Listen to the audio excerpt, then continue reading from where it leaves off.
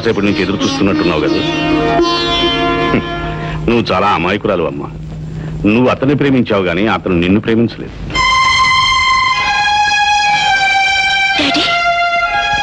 ఏమిటో ఆ రోజు నువ్వు నా మాట విని ఉంటే ఈ రోజు అతని చేత అనరాని మాటలు అనిపించుకునే కర్మ పట్టేది కాదు. ఏమన్నాడా? నువ్వు తన భార్యగా ఉండడానికి తగవట, నిన్ను పెళ్లి చేసుకోవడం తన దౌర్భాగ్యం అట, నీ మొహం చూస్తేనే మహాపాపం అట, నిన్ను కన్నందుకు నేను సిగ్గుపడాలట. ఇక నుంచి నీకు తనకు ఏ సంబంధం లేదని ఈ విడాకు కాగితాలు నీకు ఇవ్వమని నా మొహాన్ని విసిరి కొట్టాడు. వరప్రసాదరావు గారు, మీకు నా హార్టీ కంగ్రాచులేషన్స్. మీరు తాతగా పోతున్నారు. మీ అల్లుడు గారు ఎక్కడున్నా కబురు పెట్టండి. మొన్నే వస్తానండి. Thank you.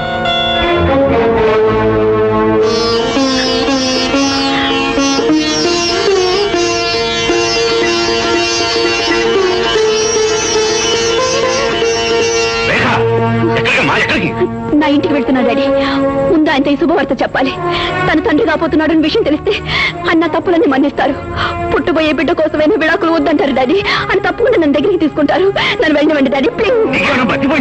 లేదు డాడీ, ఎన్ని సిరి సంపదలున్నా పుట్టుబోయే నా బాబు కావాల్సింది తండ్రి ఒకడే. అందుకే ఆయన దగ్గరికి వెళ్తున్నాను. కావాలంటే ఆయన కాళ్ళు పట్టుకొని క్షమాపణ అడుగుతాను. నన్ను వెళ్ళినవండి డాడీ, ఆయన దగ్గరికి వెళ్ళినవండి, ఆయన దగ్గరికి వెళ్ళి.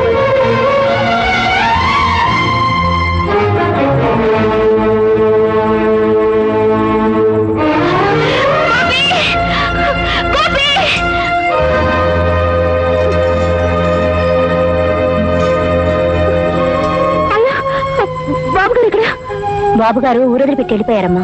వెళ్ళిపోయారా? ఎక్కడికి వెళ్ళారని చెప్పారా? ఎక్కడికని ప్రత్యేకంగా చెప్పలేదమ్మా. తనకి ఎక్కడ బ్రతకాలని దాచిపెట్టుంటే అక్కడికి వెళ్తారన్నా.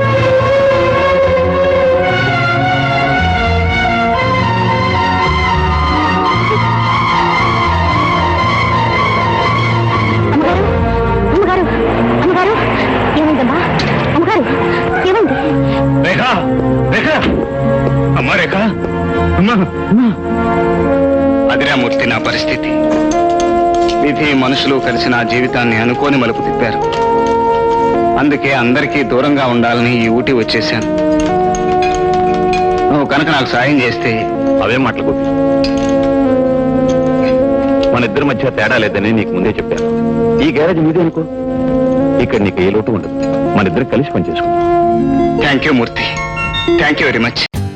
For more updates, like, comment, subscribe to our channel. Hey darlings, గంటని click చేయడం మర్చిపోకండి.